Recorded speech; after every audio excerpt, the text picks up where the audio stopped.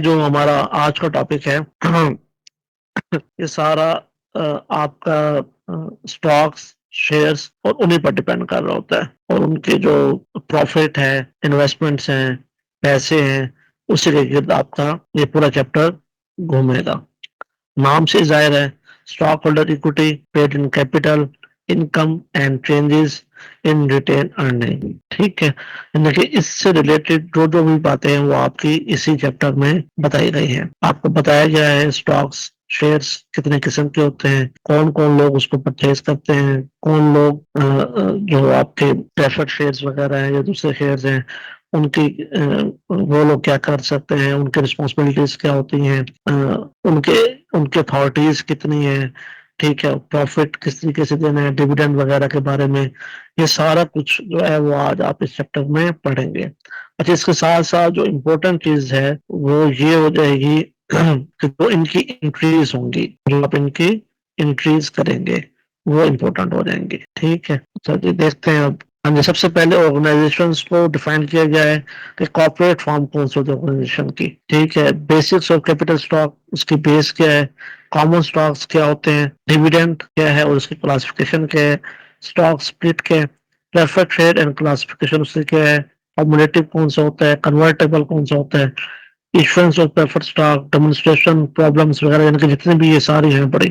Treasury stock क्या होता है और purchase of treasury stock, retiring stock ये क्या है, यानी कि स्टॉक और शेयर्स के से रिलेटेड जितने भी बातें महसूस हो सकते हैं वो आपके चैप्टर के अंदर गिवन है। और ये मैं आपको पहले भी कई दफा बातों बातें बता चुका हूँ कि ये सारी चीजें क्या होती है, लेकिन चूंकि अब पूरा चैप्टर आ गया है तो इस हवाले से हम उसको डिफाइन करेंगे। देखिए, कॉर्पोरेट फॉर्म ऑफ ऑर्गेनाइजेशन क्या होते हैं, देखिए आप इसको किस तरीके से डिस्क्राइब कर सकते हैं। देखिए, with the passage of time क्या हुआ कि आपकी जो इंडस्ट्री है उसकी ग्रोथ बढ़ती गई।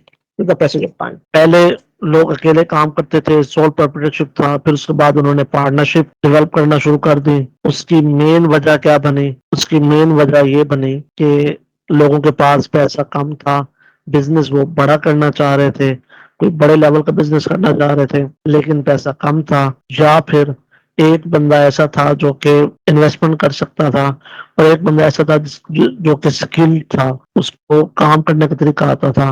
तो आपस में मिलकर उन्होंने क्या किया, एक पार्टनरशिप डेवलप कर ली। ठीक है, तो इस तरह पार्टनरशिप ऑर्गेनाइजेशन डेवलप होना शुरू हो गई। लेकिन उसमें भी क्या हुआ कि या तो आपके स्किल्स कम रह गई और या फिर जो आपके पैसे थे वो इतने नहीं हुए कि आप अपनी जो ऑर्गेनाइजेशन है उसको आप ग्रो कर सके। उसकी ग्रोथ क्या है, उस लेवल तक नहीं गई जिस लेवल तक पे जानी चाहिए थी। तो उन्होंने क्या किया, उन्होंने एक नई किस्म का ऑर्गेनाइजेशन को डेवलप किया। ठीक है, इसको के जॉइंट स्टॉक कंपनी भी कहते हैं, कंपनी भी कहते हैं और कॉरपोरेशन भी कहते हैं। तीनों नाम उसके यही है। नॉर्मली जो हम लोग यूज करते हैं वो क्या करते हैं, कंपनी। ठीक है, जस्ट लाइक आपकी डिफाइन कर रहे होते हैं, just like private limited company है, पब्लिक लिमिटेड कंपनी है, इसका भी आगे जिक्र आएगा कि वो जो कंपनी का वर्ड है वो यहीं से ही ड्राइव किया गया है। ठीक है, मेजर इसका मकसद क्या हुआ, मेजर मकसद ये हुआ कि आपने फंड्स रेज करना है, आपने पैसों को इकट्ठा करना है। ठीक है, और उसके बाद आपने उस कंपनी के हवाले से उसको अपनी कंपनी में उसमें इन्वेस्ट करना है और ज्यादा से ज्यादा प्रॉफिट जनरेट करना है। ठीक है, इसका अलग से एक एक्ट भी है, उसको पाकिस्तान का यानी कि कंपनीज एक्ट 2017 कहते हैं। ठीक है, अच्छा, इसकी जो खसूसियात है, सारी बात इसमें बहुत सारी बातें लिखी हुई, मैं आपको बता देता हूँ जबानी। इसकी एक खसूसियत जो सबसे बड़ी ये है कि ये एक अलग से एक एंटिटी है। अलग से एंटिटी होने का मतलब क्या है कि ये अपना एक नाम रखती है। ठीक है, मिसाल के तौर पर SNGPL है, मैं मिसाल दे रहा हूँ, ये कोई भी आप फर्म ले लें। ठीक है, वो क्या है, वो एक अपना नाम है, उसकी लीगल एंटिटी है। ठीक है, कानूनी तौर पर उसकी अपनी हैसियत है। अगर उसने कोई लेन देन करना है तो वो कंपनी ही लेन देन करेगी, जो उसके ओनर है, जो उसको बनाने वाले हैं, वो लेन देन नहीं करेंगे। समझाइए बात, अगर कोई भी मुकदमा होगा उस कंपनी पर होगा, ना के बनाने वालों पर होगा। और कंपनी ही अपने जो भी उसके अगर कोई उसको सू करता है तो उसको डिफेंड भी कंपनी ही करेगी। यानी कि अगर मिसाल के तौर पर जुनैद ने कोई कंपनी बनाई है, उसने कहा ठीक है जी ये मैं private limited public limited firm में बना रहा हूँ, पब्लिक लिमिटेड फर्म बना रहा हूँ मैं, और ये मैंने शेयर इतने मार्केट के अंदर दे देने हैं और वहां से मैंने फंड डोनेट करना है और मेरे अपने 1000 शेयर है, बिलफर्ज एक बात है, और तो मैं उतने ही 1000 शेयर का ही लेबल होगा, जितनी जिम्मेवारी उतनी ही मेरी होगी जितनी के शेयर्स मैंने परचेज किए होंगे। ठीक है, यहाँ पर ये सारी यही नाम है कि उसका अपना एक नाम है। ठीक है, अपना एक नाम है, अलग से नाम है उसका। ठीक है, और उसकी अपनी प्रॉपर्टीज होंगी, कंपनी की अपनी प्रॉपर्टीज होंगी। ठीक है, और कोई भी उसके ऊपर सू कर सकता है, मिसाल मुकदमा कर सकता है, और कंपनी भी किसी पर मुकदमा कर सकती है, यानी कि दोनों सकते हैं, कोई उस पर भी मुकदमा कर सकता है और कोई कंपनी पर भी मुकदमा कर सकता है।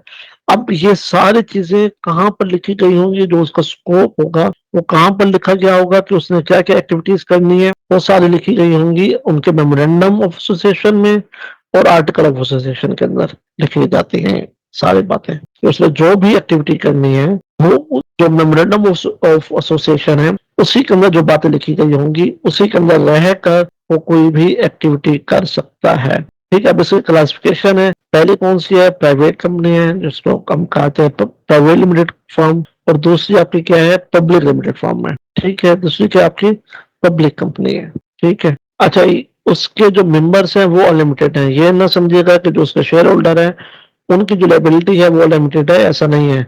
शेयर होल्डर्स की लाइबिलिटी उतनी ही है जितनी कि उन्होंने शेयर्स को परचेज किया है। अच्छा, अब इसके फायदे कौन कौन से हैं? सबसे पहला फायदा, जो कि इसका मकसद भी यही तकरीबन यही होता है कि आपके पास कैपिटल बहुत ज्यादा होगा। जहरी बात है, अगर आपके पास 10,000 1 लाख अगर आपके शेयर होल्डर्स हैं और सबने इन्वेस्टमेंट की हुई है तो आप देखें कि कितना उसका कैपिटल बढ़ जाएगा। तो आपको कैपिटल की जरूरत, यानी कि जरूरत तो हर वक्त होती है, लेकिन क्या हो गया कि आपके पास कैपिटल की कमी नहीं होगी।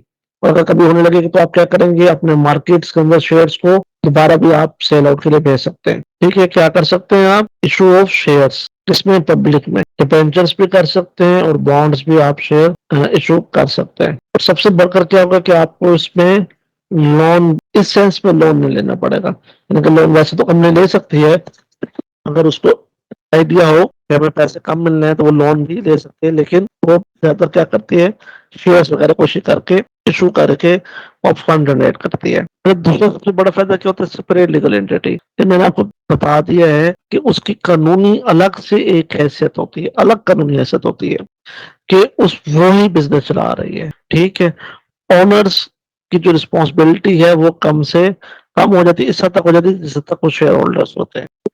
यही बात मैंने आपको बताई कि स्टॉक होल्डर्स की जो लाइबिलिटी है वो लिमिटेड होती है, जितने उनके शेयर्स उनके पास होते हैं उस हद तक की उनकी लाइबिलिटी होती है। लॉन्ग लाइफ होती है कंपनी की। ठीक है, अगर एक बंदा शेयर को सेल आउट भी करता है तो दूसरा बंदा उसको परचेज कर लेता है। ठीक है, और अगर कोई शेयर होल्डर की डेथ भी हो जाती है तो कोई इशू नहीं है, कंपनी चलती रहती है, उसकी लाइफ पर उसका असर नहीं होता। ठीक है, कंपनी के जो शेयर हैं वो इजिली ट्रेड हो सकते हैं और ट्रांसफर भी हो सकते हैं। लेकिन अगर आप अभी मार्केट में जाएं, स्टॉक मार्केट में जाएं और किसी भी कंपनी के आप शेयर परचेज कर सकते हैं, और अगर आपने परचेज किए हुए तो सेल आउट कर सकते हैं। शेयर होल्डर आपस में किसी किस्म की म्यूचुअल किस्म का कोई एग्रीमेंट नहीं करेंगे, जस्ट लाइक पार्टनरशिप के अंदर होता है। तो ये भी एक इसका फायदा है। और जो इसके एक और बड़ा फायदा वो क्या है, वो प्रोफेशनल ग्रुप इसको रन कर रहा होता है। सही बात है, बड़ी फर्म्स हैं, जस्ट लाइक जितनी बड़ी फर्म होंगी वहां पर प्रोफेशनलिज्म भी उतना ज्यादा होगा। अगर आप अकाउंट्स के वाले से बात करें तो ये सारे फर्म्स चार्टर्ड अकाउंटेंट फर्म से ही अपने आप को रजिस्टर्ड करवाती हैं, और जो उनके एडिटर्स होते हैं वो सीए होल्डर्स होते हैं। अब ये जाहिर बात है, इसके डिसएडवांटेजेस भी हैं। सबसे पहला डिसएडवांटेज क्या है कि उनको जो कंपनी एक्ट के रूल्स एंड रेगुलेशंस हैं उनको फॉलो करना पड़ता है, मैंडेटरी है उनके लिए, तो उन्होंने तमाम रूल्स को फॉलो करना पड़ता है। टैक्सेशन के हवाले से बहुत बड़ा डिसएडवांटेजेस है। ऑफ कोर्स जो टैक्स के मामलात हैं, सेल टैक्स के, इनकम टैक्स के, वो कंपनी को फॉलो करना पड़ता है। अब तो विदहोल्डिंग टैक्स भी है और विदहोल्डिंग एजेंट्स भी एफबीआर ने अनाउंस किए हुए हैं, और वो तमाम लोग ही अपने जो भी इन्वॉइसेस हैं उस पर विदहोल्डिंग टैक्स काट लेते हैं। तो ऑफ कोर्स उनको टैक्सेशन के जो सारे मामलात हैं वो फॉलो करने पड़ते हैं और टैक्स के मद में अच्छा खासा पैसा देना पड़ता है। जैसे 30% ऑलमोस्ट टैक्स के मद में, इनकम टैक्स के मद में देना पड़ता है, और 15 to 17% सेल टैक्स के मद में देना पड़ता है। 15 to 17% सेल टैक्स के मद में उनको पे करना पड़ता है।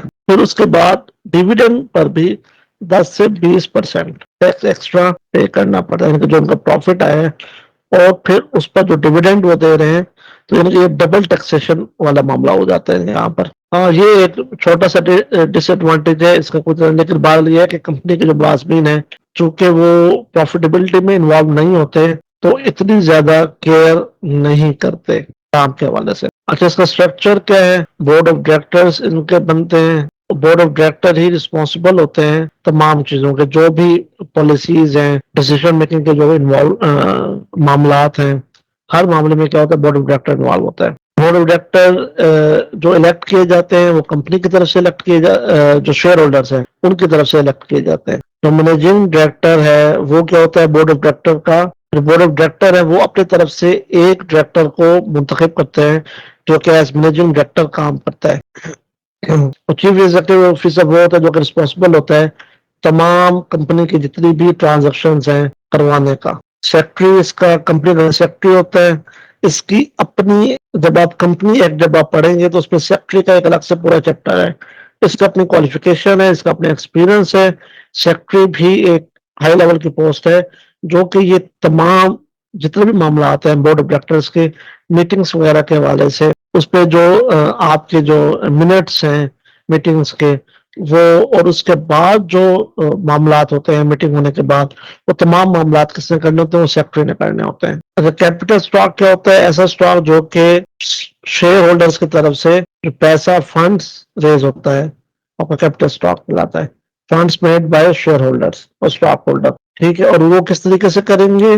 वो परचेज करेंगे शेयर्स को और स्टॉक्स को। जब वो परचेज करेंगे तो उस सूरत में जो आपके कंपनी के पास फंड जनरेट होगा, रेज होगा, वो आपका कैपिटल स्टॉक कहलाएगा। अच्छा, कैपिटल क्या है आपके पास? ऑथराइज कैपिटल, जो कि आपने securities and exchange commission of Pakistan से जब आप रजिस्टर होते हैं तो आप बताते हैं कि हमारा ऑथराइज कैपिटल इतना होगा, यानी कि जो भी कैपिटल आपका कंपनी का होगा, फिर जितना भी आप उसको रजिस्टर करवाएंगे एससीसीपी से, ठीक है। और वो आपने क्या करना है, वो memorandum of association of the company के अंदर भी वही आपका लिखा होगा कि ये आपका ऑथराइज कैपिटल है। एक्चुअली क्या है ऑथराइज कैपिटल? वो कैपिटल जितनी अमाउंट के शेयर आप ऑथोराइज हैं कि आप इशू कर सकते हैं, ठीक है। यहाँ पर ये बात लिखी हुई, the company has the power to issue share, ठीक है। मिसाल के तौर पर एक कंपनी है, वो कहती है कि मैं 1000 मेरा ऑथोराइज शेयर है, 10 रुपए का मेरा एक शेयर है, वो क्या कर सकती है, 100 शेयर्स वो इशू कर सकती है। देखिए 100 मल्टीप्लाई बाय 10 तो कितना हो जाएगा, वो 1000 हो जाएगा।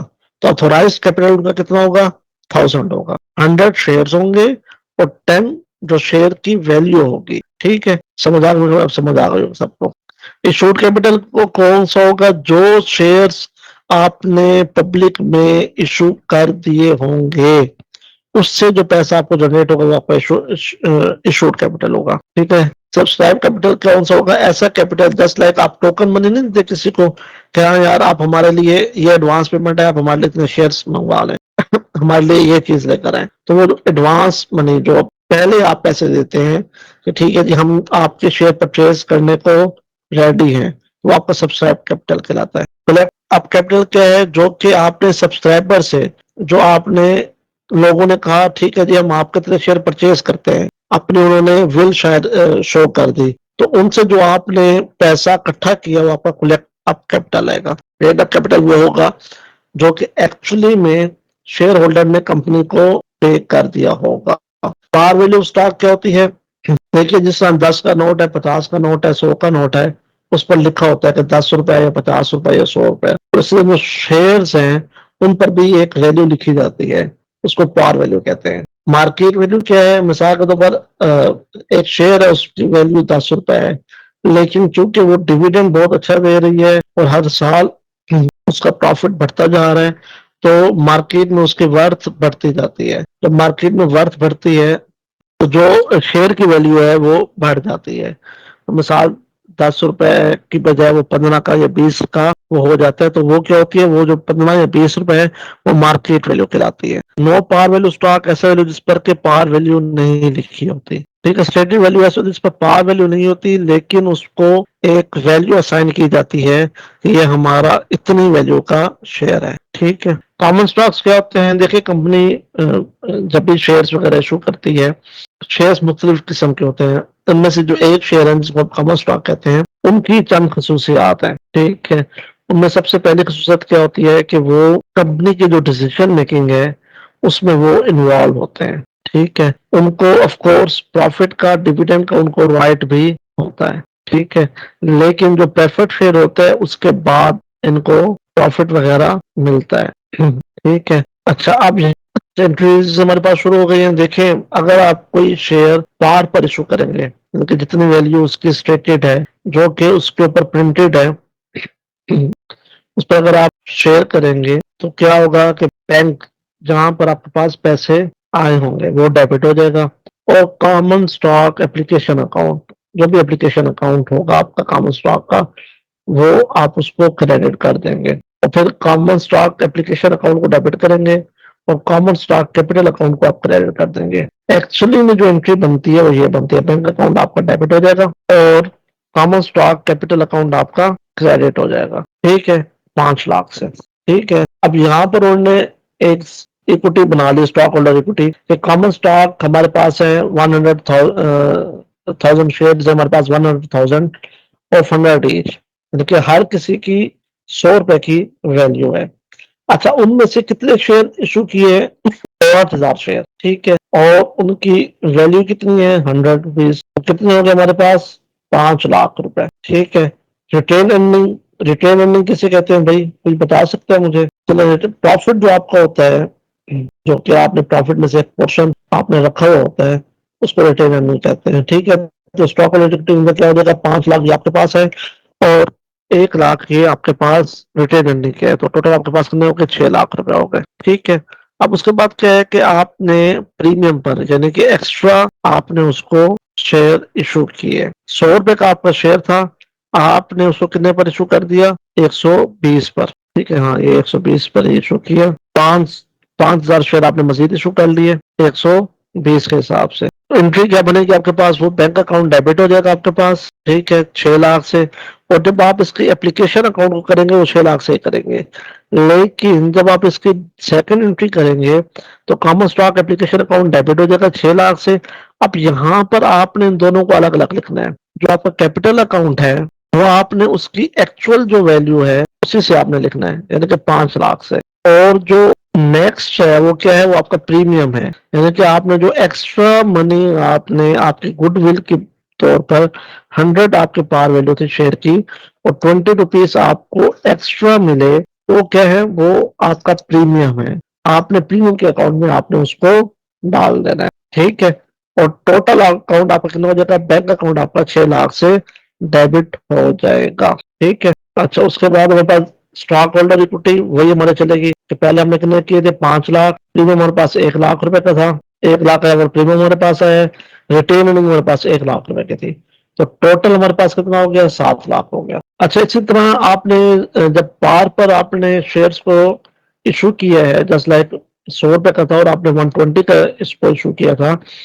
20 रुपीज आपने एक्स्ट्रा लिए थे, इसी तरह डिस्काउंट पर भी आप कर सकते हैं। ठीक है, यहाँ पर इन्होंने कितने डिस्काउंट पर किया है, 10 रुपए डिस्काउंट पर किया है, यानी कि 90 रुपए में शेयर को इशू किया, जो कि हमारा 100 रुपए का था। ठीक है, अब इसकी एंट्री क्या होगी, वही बैंक अकाउंट 90 5,000 4,50,000, बैंक अकाउंट वैसे ही डेबिट हो जाएगा। ठीक है, वैसे एप्लीकेशन क्रेडिट हो जाएगी और यहाँ पर एप्लीकेशन उतनी अमाउंट से ही होगी जिस पर के आपने उसको इशू किया है, यानी कि 4,50,000 से। लेकिन यहाँ पर आपने डिस्काउंट की अमाउंट भी लिख लेनी है, और वो कितनी है, वो 50,000 की अमाउंट है। ठीक है, और जो कॉमन स्टॉक कैपिटल अकाउंट आपका है वो तो आपने 5 लाख से जितने के आपके एक्चुअल में शेयर सेल आउट हुए हैं वो आपने यहाँ पर क्रेडिट कर देना है। ठीक है, ये दोनों बातें समझ आ गई सबको? ठीक है, पार पे जब करेंगे तो आपने उसको क्रेडिट कर लेना है क्योंकि आपके पास एक्स्ट्रा पैसे आ रहे हैं। और अब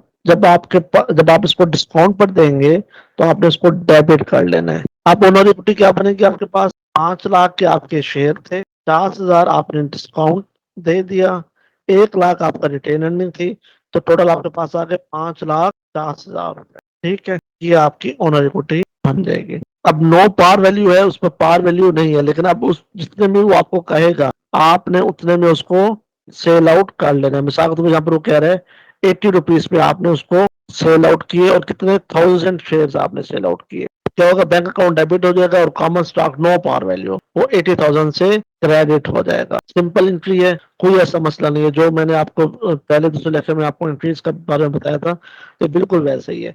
लेकिन अगर फिर भी किसी को कोई भी बात इसमें से समझ ना आए तो आपने मुझसे लाजमन पूछना है। ठीक है, ये मैं जैसे आपको एंट्रीज में से कर रहा हूँ कि क्वेश्चंस के अंदर आपसे जैसे एंट्रियां पूछी गई हैं। ठीक है, इसलिए जो मेन मेन पार्ट है वो मैं आपको बता रहा हूँ। अब देखें, अब वो ये वही कह रहा है कि 2000 शेयर हमने इशू किए, लेकिन उस पर पार वैल्यू कोई नहीं थी, नो पार कॉमन स्टॉक। ठीक है, लेकिन स्टेटेड वैल्यू उसकी कितनी थी, 100। उनको स्ट्रेट क्या होता कि हाँ यार ये 100 रुपीज के हैं, लेकिन जब उसको सेल करने लगे तो कितने में सेल हुए, 110, यानी कि 10 रुपए एक्स्ट्रा में सेल हुए।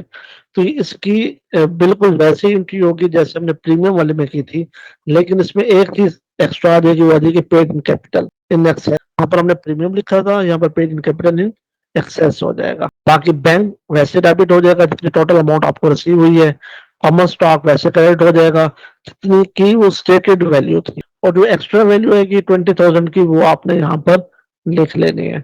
अच्छा, कभी कभार ऐसे होता है कि कंपनी कंपनी क्या करती है कि वो कहती है यार हमारे पास कोई पैसे शैसे नहीं है, ठीक है, हमें तो खुद पैसों की जरूरत है, और बहुत सारे ऐसे मामला होते हैं। ठीक है, या किसी और कंपनी को वो मिसाल के तौर पर कोई ऐसे मामला हो जाते हैं कि किसी दूसरे फर्म के साथ वो कोई बिजनेस कर रही है या कोई और एक्टिविटी कर रही है, वो कहते हैं ठीक है जी आप हमसे इतने शेयर ले लें और उसके बदले में हमें जो आपकी ये बिल्डिंग है ये आप हमें दे दें, जो आपकी लैंड है ये आप हमें दे दें। ठीक है, या कोई कंपनी कहती है ठीक है जी हम आपके शेयर परचेज करना चाह रहे हैं, उसके बदले में हम आपको पैसे तो नहीं दे सकते, लेकिन ये हमारी बिल्डिंग है, ये हमारी लैंड है, ये हमारी इक्विपमेंट है, प्लांट है, प्रॉपर्टी है, हमारी मशीनरी है, ये सारे हम आपको उसके बदले में दे सकते हैं, लेकिन आप हमें उसके बदले में शेयर्स दे दें। तो इस सूरत में कंपनी क्या कहती है ठीक है जी हमें भी पैसों की इतनी जरूरत नहीं है, हमें भी ये चीजें ही चाहिए,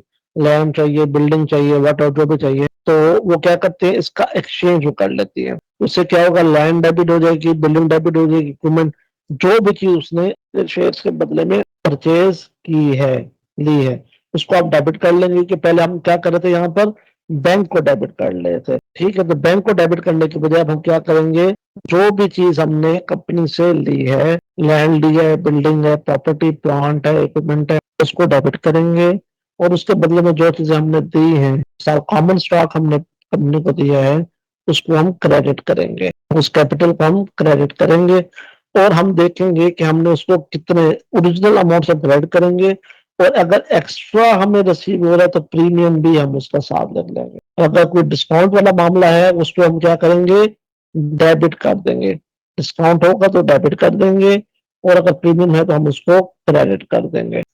ठीक है, तो सारी वही बातें जो मैंने आपको बताई है। हाँ जी, वो तो थी लैंड एंड बिल्डिंग के हवाले से। कुछ कभी कभार कंपनी ऐसे भी हो जाते हैं कि कंपनी अपने शेयर्स को अपने जो प्रोमोटर्स होते हैं, हाँ यार ठीक है जिसको प्रमोट करो, कोई एडवर्टाइजिंग एजेंसी भी हो सकती है, बहुत सारी चीजें हो सकती हैं, उनको कहते हैं कि यार ठीक है जी हम आपको पैसे नहीं देते, ठीक है, आपने जो हमें प्रमोट किया है, आपने हमारी एडवर्टीजमेंट की है, आपने हमें मुख्तलिफ शहरों में जाकर हमें प्रमोट किया है, आपने इतनी वर्किंग की है, उसके बदले में हम आपको पैसे नहीं दे सकते, हमारे पास इतना कैश नहीं है, लेकिन हम आपको उसके बदले में अपने जो शेयर्स हैं वो दे देंगे।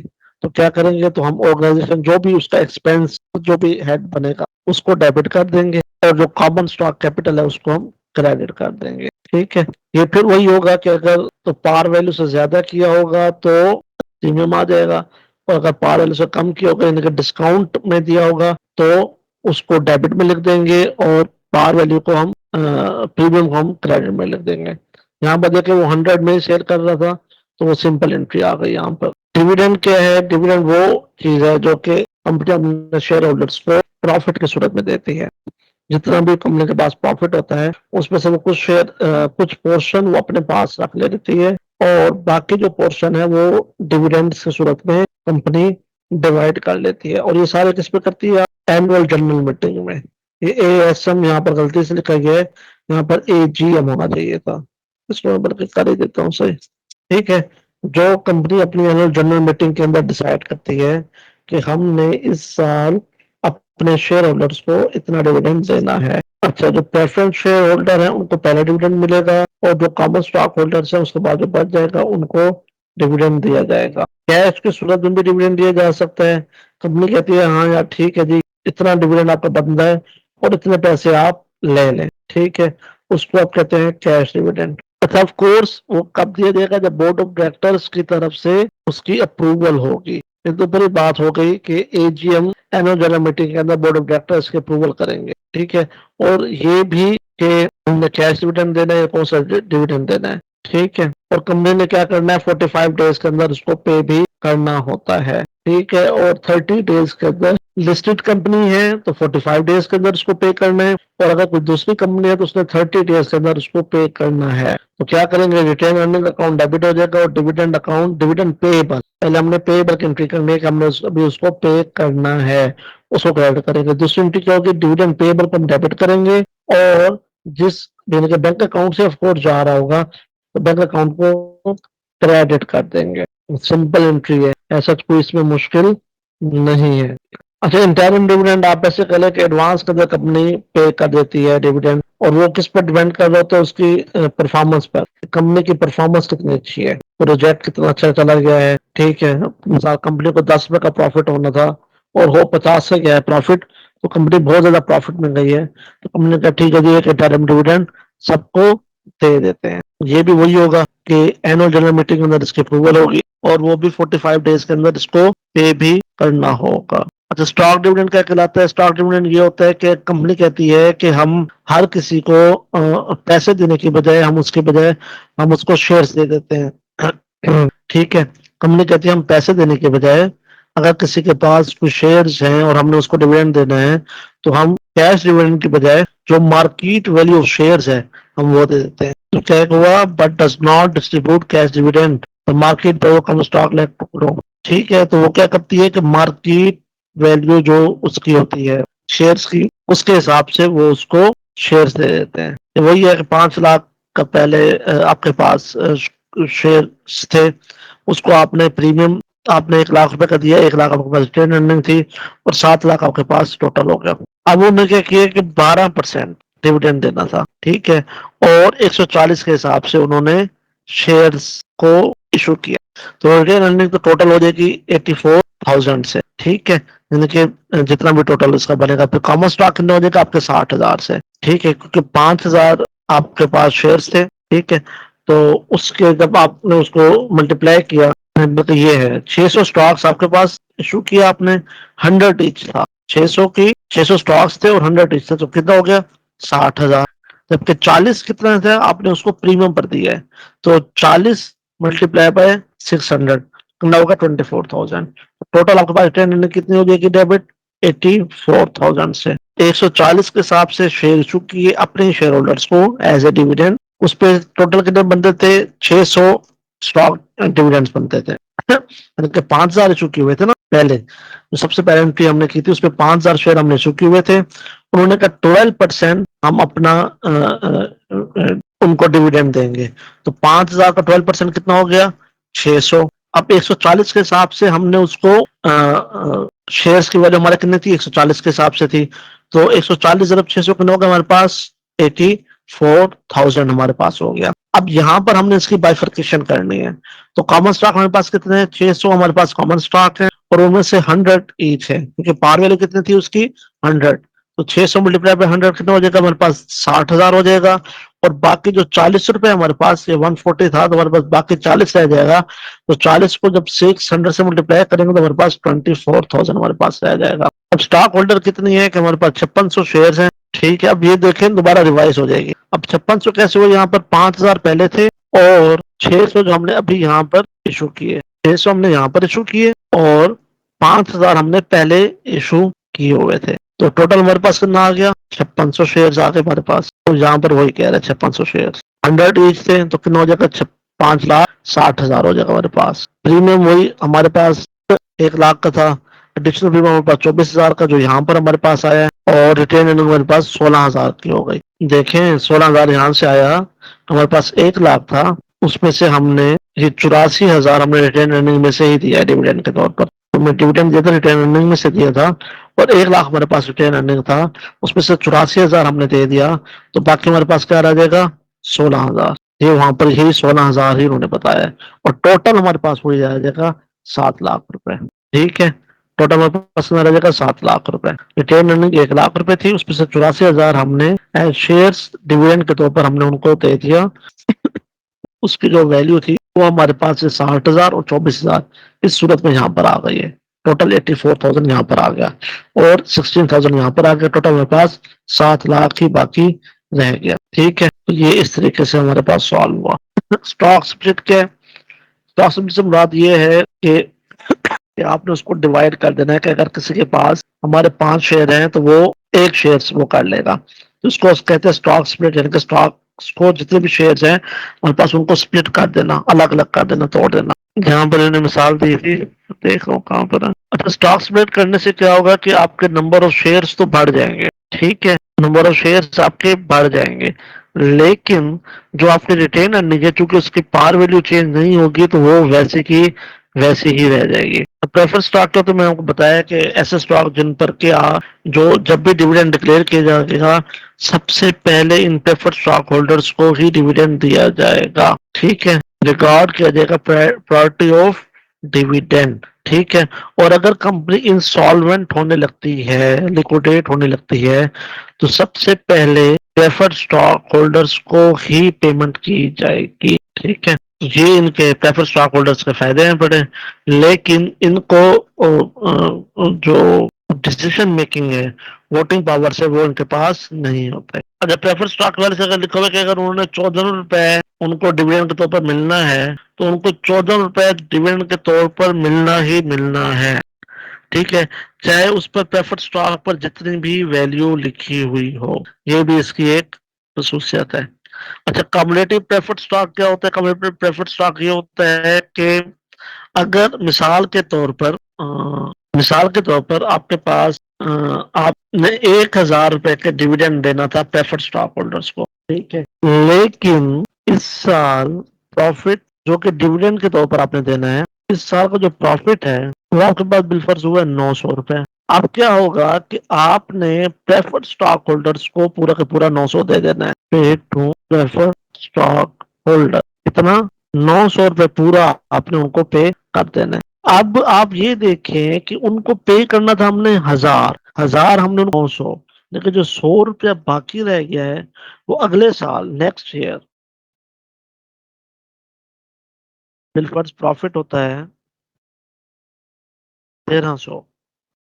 तो प्रीवियस ईयर का जो प्रेफर्ड स्टॉक होल्डर्स को प्रॉफिट देना था, डिविडेंड देना था, वो कितना रह गया था, 100 रुपया। पहले वो देंगे, उसके बाद जो करंट ईयर का है, करंट ईयर का जो डिविडेंड है वो कितना है, 1,000, वो पे करेंगे।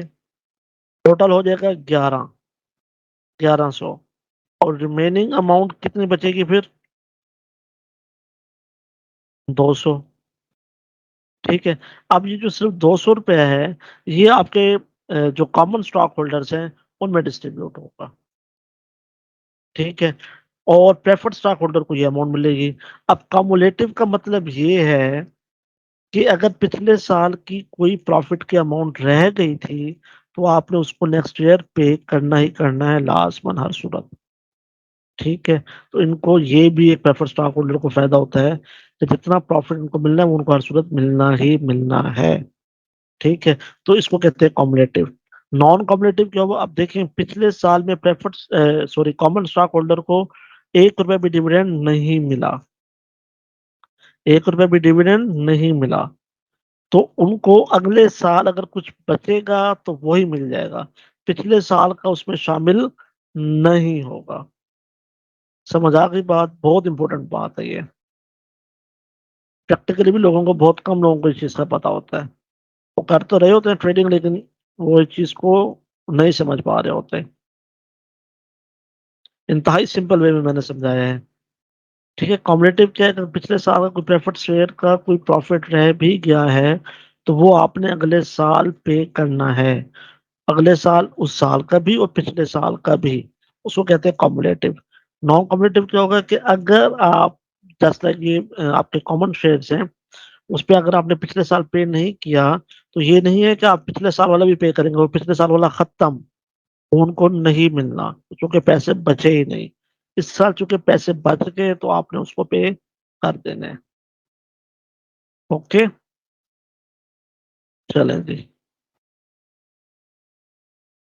ये है जी, ये सारी बात वही लिखी हुई है जो मैंने आपको बता दी है। ये एग्जाम्पल अगर वही आप समझना चाहे जो मैंने आपको बता दिया तो वो भी ठीक है, और यहाँ पर भी इन्होंने तकरीबन वैसी ही एग्जाम्पल लिखी है, लेकिन बहरहाल अगर आप वही समझ लेंगे तो वो भी बहुत है। यहाँ पर वही उसकी कैलकुलेशन की हुई है, ये टू प्रॉफिट की। अच्छा, पार्टिसिपेटिंग कौन से होते हैं, वो उसमें बताया जाता है कि 10% ये प्रेफर्ड स्टॉक है जो कि पार्टिसिपेटिंग है। पार्टिसिपेटिंग से मुराद क्या है कि अगर आपने डिविडेंड दे दिया, प्रेफर्ड स्टॉक होल्डर को भी दे दिया है, आपके कॉमन स्टॉक होल्डर को भी दे दी है, उसके बावजूद भी आपके पास प्रॉफिट का जो बैलेंस बच रहा है, तो क्या करेंगे, वो जो पार्टिसिपेटिंग प्रेफर्ड स्टॉक होल्डर्स हैं उनमें उनको दिया जाएगा। ठीक है, ये सिंपल इतनी सी बात है। वो ये स्पेस लेकर चल रहे हैं, ये ऊपर वाली एग्जांपल्स उनको वो किया हो गया।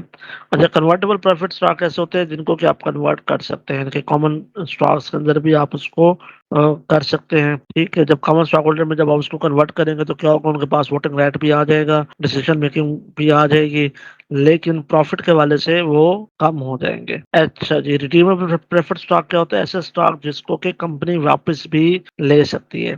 कंपनी कहती है हाँ यार ठीक है जी, हमें अभी फिलहाल पैसों की जरूरत है, हम प्रेफर्ड स्टॉक को इशू कर देते हैं ताकि हमारे पास ज्यादा से ज्यादा पैसा जनरेट हो जाए। लेकिन कुछ ऐसे बात कंपनी कहती है नहीं यार, ये अब हमें इतने ज्यादा पैसों की जरूरत नहीं है, अब हम क्या करते हैं कि अपने प्रेफर्ड स्टॉक्स को वापस ले लेते हैं, ताकि जो प्रॉफिट के पैसे हैं वो ज्यादा से ज्यादा मजीद भी बच जाएं, या जो कोई भी और स्ट्रेटेजी हो सकती है, तो क्या करते हैं वो अपने शेयर्स, प्रेफर्ड शेयर्स को वो वापस ले लेते हैं। तो ऐसे प्रेफर्ड शेयर जिनको वापस ले जा सकते हैं उनको रिडीमेबल प्रेफर्ड शेयर कहा जाता है। ठीक है, ये सारी बातें यही लिखी हुई है जो मैं आपको बता रहा हूँ। उन्होंने जरा मजीद वजाहत की है, मैं आपको सिंपल वर्ड्स में इन चीजें बता रहा हूँ। अच्छा, प्रेफर्ड स्टॉक क्यों इशू किए जाते हैं, देखें, पहले जब कंपनी को पैसों की जरूरत पड़ती है तो क्या कर रहे होते हैं, वो कॉमन स्टॉक्स को इशू करते हैं। अब कॉमन स्टॉक को इशू किया, कंपनी ने देखा यार, लोगों ने भी देखा, वॉच आउट किया, एनालिसिस किया कि कंपनी का प्रॉफिट इतना ज्यादा नहीं हो रहा, जबकि कंपनी को मजीद पैसों की जरूरत है। कंपनी ने दोबारा कॉमन स्टॉक्स को मार्केट में इशू किया,